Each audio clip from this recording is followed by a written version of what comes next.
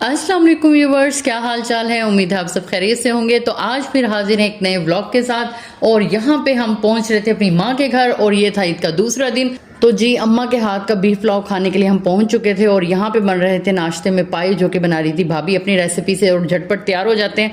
तो आप भी ये रेसिपी ट्राई करके देखिएगा कि आपको कैसे लगते हैं। और जी बड्डी बाजी का सलाम भी ले लें आप। जी निकी बाजी की इजाज़त से अब मैं आपको सलाम पेश करती हूँ। अस्सलाम वालेकुम, क्या हाल है। उम्मीद करते हैं कि आप सब ठीक होंगे और अपने घर में खुशबाश ज़िंदगी गुजारे होंगे।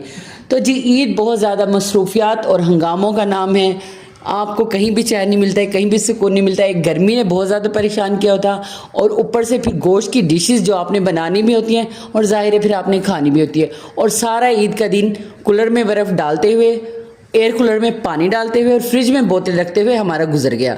और साथ में हमने बनाई थी कलेजी ईद के पहले दिन। और ये था दूसरा दिन ईद का, जहाँ पे हम मम्मी के घर पहुँच गए थे एज़ यूजुअली धमाल करने के लिए अपने बच्चों के साथ। और यहाँ पे हमारे बच्चे और भाभीयों के बच्चों ने मिल के खूब इंजॉय किया, क्योंकि ईद तो बच्चों की थी, हमारी तो सिर्फ किचन की ईद थी।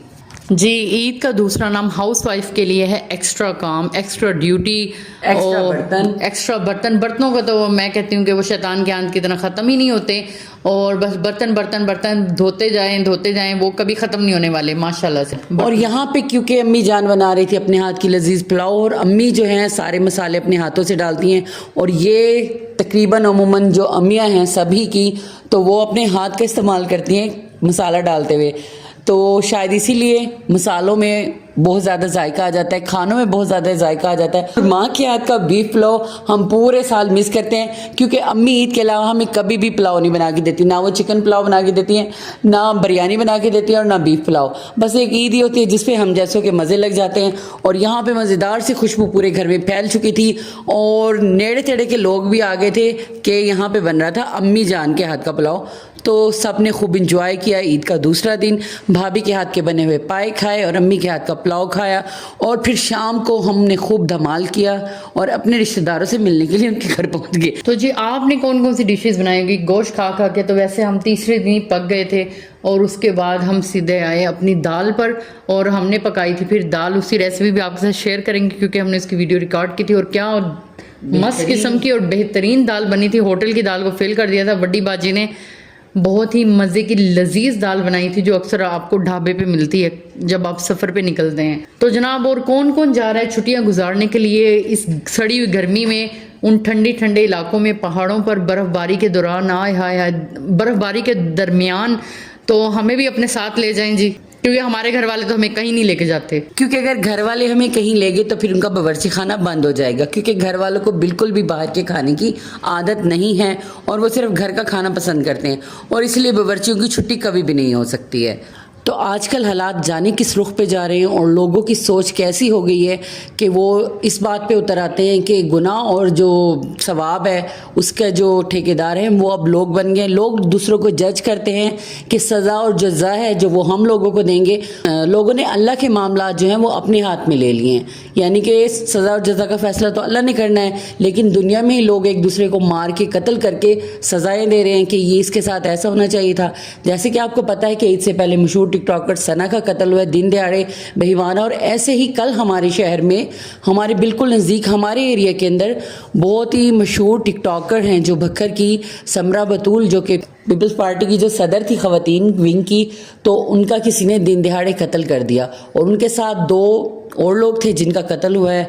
और हम उसी वक्त घर से थोड़ी देर पहले निकले, हम जा रहे थे बच्चों को लेके बाहर। तो जैसे ही हम घर से निकले और ये ख़तरनाक वाक़या पेश आ गया, हम उसी वक्त बाहर मौजूद थे उस रोड पे जहाँ पे ये हादसा हुआ। और जब हमने बहुत ज़्यादा एम्बुलेंस और पुलिस की गाड़ियाँ देखी तो फिर हमने अपने बढ़ते हुए कदमों को रोका और हम अपने घर आ गए। और घर आके हमें फिर न्यूज़ में पता चला कि ये इतना अफसोसनाक वाक़या हमारे शहर में हो गया।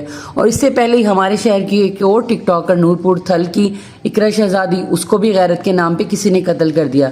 तो अगर ऐसे ही चलता रहा, ऐसे ही होता रहा, इसके अलावा भी अगर आप लोग सोशल मीडिया पे देखें तो बहुत ज़्यादा ये टिकटॉकर्स जो हैं इनको लोगों ने निशाने पे रखा हुआ है।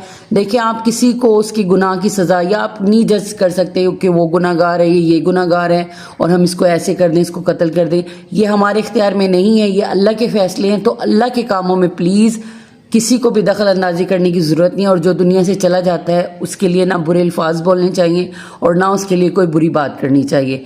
तो जी अल्लाह सबको अपने हिफ्ज़ व अमान में रखे। और आजकल तो ये अल्लाह माफ़ करे कि ट्रेंड ही बन गया है कि जो भी देख रहा है कि बस उठ रहा है और वो कत्ल कर रहा है, या ख़ुद को भी साथ में शूट कर लेता है, और उसके बाद कितने घराने तबाह होते हैं, कितनी पीछे रह जाने वाले लोग, उनकी कैसी ज़िंदगी होती होगी, अल्लाह अमान। तो अल्लाह हम सबको अपने हिफ्ज़ व अमान में रखे। और लड़कियों को ख़ास तौर पे चाहिए कि वो हर मामले में एहतियात करें, ख़ास तौर पे सोशल मीडिया इस्तेमाल करते वक्त जितने भी अकाउंट्स हैं अपने, और हर एक बात पे एहतियात करें। और एहतियात अच्छी चीज़ है, जैसे कि कहा जाता है कि एहतियात इलाज से बेहतर है। तो साथ ही सुन लेते हैं बड़ी बाजी से चंद अशार। तो आज आप हमें क्या सुना रही हैं? तो मैं सुनाती हूँ आपको एक छोटी सी गज़ल आजकल के हालात को मद्देनज़र रखते हुए। नई हवाओं की सोहबत बिगाड़ देती है, कबूतरों को खुली छत बिगाड़ देती है। जो जुर्म करते हैं इतने बुरे नहीं होते, सज़ा न देकर अदालत बिगाड़ देती है। हमारे पीर तकी मीर ने कहा था कभी, मियाँ ये आश की इज़्ज़त बिगाड़ देती है। ये चलती फिरती दुकानों की तरह होते हैं, ये चलती फिरती दुकानों की तरह होते हैं। नए अमीरों को दौलत बिगाड़ देती है। वाह, बहुत अच्छे। और आजकल के हालात पे तो ये वाकई नज़्म फिट बैठ रही है। तो जी ये था आज का हमारा ब्लॉग। उम्मीद है आप लोगों को हमारा ब्लॉग पसंद आया होगा। तो जल्दी से कर दें हमारे चैनल को सब्सक्राइब और वीडियो कर दें लाइक। तो मिलते हैं अगले ब्लॉग में, तब तक के लिए अल्लाह हाफिज़। तो जी निक्की बाजी की इसी बात के साथ, जो कि एक बहुत ही इनकी बात में एक गहरा मैसेज छुपा हुआ है कि एहतियात इलाज से बेहतर है, ये इन्होंने बिल्कुल ठीक कहा है। और वाकई लड़कियों को अपना बहुत ज़्यादा ख्याल रखना चाहिए। हर ऐरे गैरे नथु खैरे को मुंह नहीं लगाना चाहिए, और ना ही हर किसी से बात करनी चाहिए, और ना ही अपना नंबर किसी के साथ शेयर करना चाहिए।